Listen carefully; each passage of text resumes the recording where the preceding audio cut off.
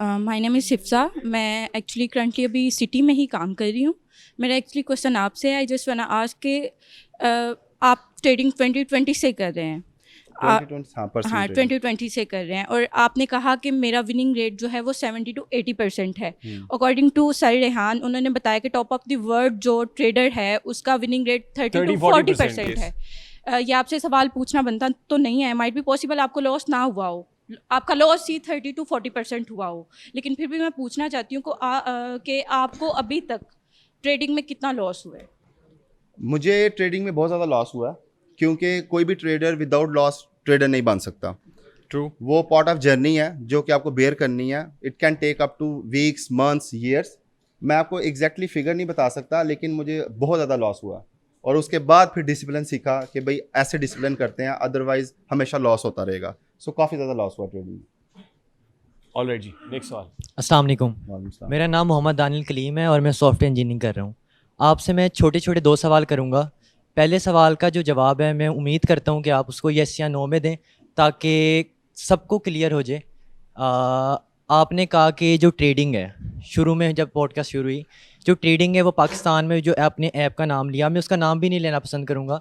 आपने जो ऐप का नाम लिया, आपने कहा कि वो ऐप पाकिस्तान में बंद है, ऐसा आपने कुछ कहा, ठीक है, वो बंद है।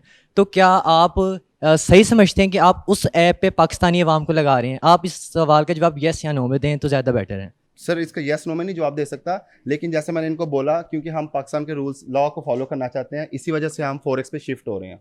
ठीक है, अब पाकिस्तान की गवर्नमेंट ने अचानक एप्लीकेशन को रातों रात बैन कर दिया, हमें वार्निंग भी नहीं दी, हमें बताया भी नहीं, हमारी इतनी कम्युनिटी है, हम रातों रात उनको शिफ्ट नहीं कर सकते। So we are already working on it, but इंशाल्लाह we are trying our best to follow the laws of Pakistan government. इसका मैं आपको ये जवाब दूंगा। और ये कह देना कि अभी जो है वो इलीगल है, जो कोटेक्स पे कर रहा है वो इलीगल है। जी, पाकिस्तान में इलीगल एप्लीकेशन। जी, ऑलराइट जी, अगला सवाल प्लीज। मेरा नाम आगाज़ नईम जाफरी है और सहाफ़त की दुनिया का मैं भी एक अदना सा तालिब इल्म हूँ। पिछले गुज़िश्ता 1-1.5 घंटे से मैं आपकी गुफ्तगू सुन रहा था और जो मैंने इसका एनालिसिस किया वो ये कि अगर तो हम जैसे मिडिल क्लास लोगों के 10,000 20,000 फॉलोअर्स हैं, हम ट्रेडिंग नहीं कर सकते, ठीक है। लेकिन जिसी तरह हम एक नहज पे पहुंचते हैं जब हमारे को 10 लाख 20 लाख या 50 लाख फॉलोअर्स होते हैं, तो फिर हमारी विनिंग रेशो हो जाती है 70 से 80%। और ट्रेडिंग की ज़ुबान में ऐसे लोगों को वेल्स कहा जाता है जो अपने पीछे हज़ारों लाखों लोगों को लगा के अपने हाथ में ये मुस्तकबिल रखते हैं कि उनका विन करवाना है या लॉस करवाना है। But for trading you don't need to have followers. ये जिस ट्रेडिंग की अभी हम बात कर रहे हैं ना कि ये रेफरल्स बेस और ये सब है, इसको तो मैं ट्रेडिंग नहीं गिन रहा हूँ ना, लेकिन इसमें इन रियल टर्म्स तो इसको हम ट्रेडिंग नहीं समझ रहे हैं। एम आई राइट जी? रेहान, उसके लिए for real time trading, for real trading you don't need to have followers. सही। लेकिन रेहान भाई, इसमें अब एक ना एम सेट हो चुका हुआ है कि कामयाब ट्रेडर वही है जो कामयाब इन्फ्लुएंसर है, ठीक है। हमने कोई ऐसा आज तक ट्रेडर नहीं देखा जो on ground perceptive overall perception है, परसेप्शन है जी।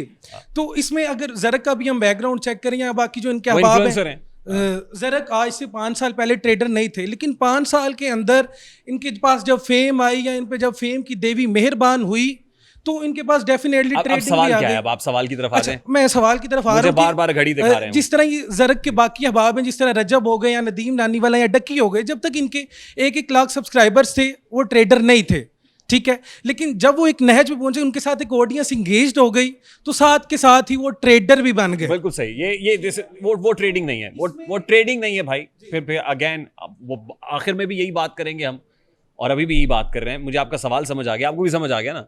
इन्फ्लुएंसर होना जरूरी नहीं है ट्रेडिंग के लिए। आगे चलें सर, बहुत शुक्रिया। अस्सलाम वालेकुम।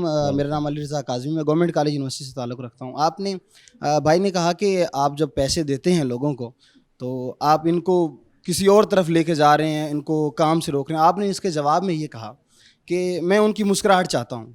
आपके हाथ में एक वॉच है, इसकी प्राइस कितनी है? Very good. $3,000 होगी। अच्छा, आप एक हंसी के लिए ये मुझे गिफ्ट कर देंगे? अगर मैं ये आपको वॉच गिफ्ट करूंगा तो जो बाकी ऑडियंस है फिर वो मुझसे हर 5,000 की बजाय ये वॉच मांगेगी जो मैं अफोर्ड नहीं कर सकता। ओके।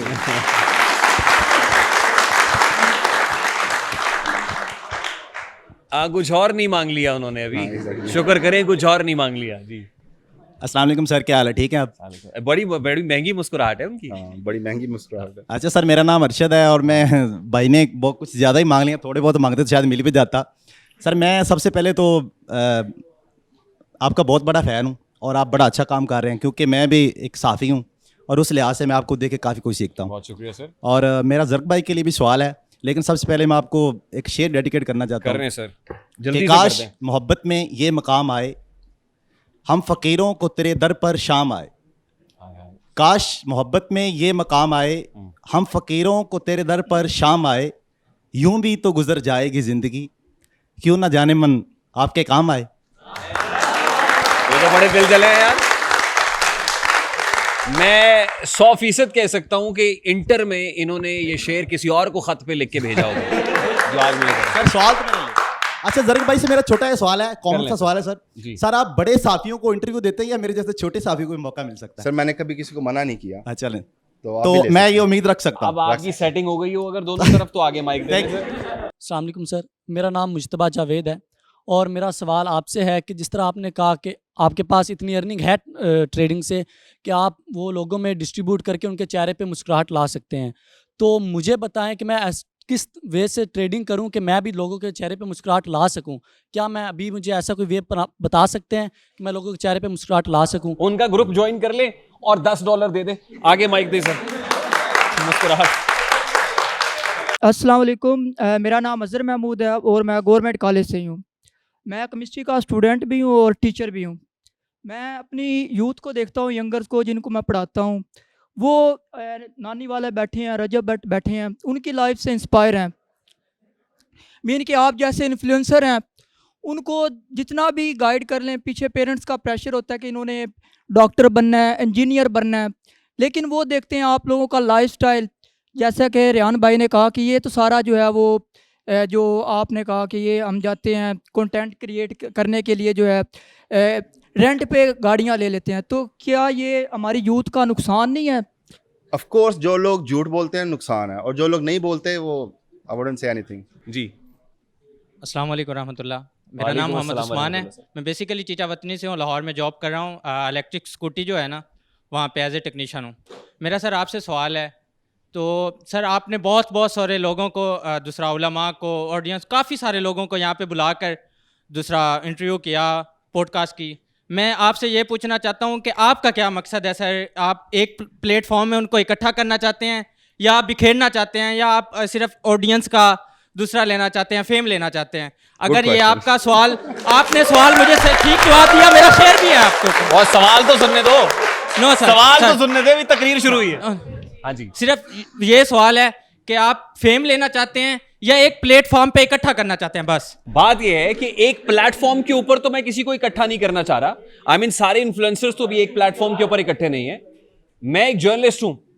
एज ए जर्नलिस्ट एक क्रिमिनल का इंटरव्यू भी मैं कर सकता हूं, किसी चोर का भी कर सकता हूं, किसी डकैत का भी कर सकता हूं, किसी शराबी का भी कर सकता हूं, किसी आलिम का भी कर सकता हूं, और किसी मुफ्ती का भी कर सकता हूं। और उसको करने का मकसद क्या है? करने का मकसद क्या है? बुराई नहीं दिखाएंगे तो अच्छाई कैसे ग्लोरीफाई होगी? कैसे पता चलेगा कि अच्छा है?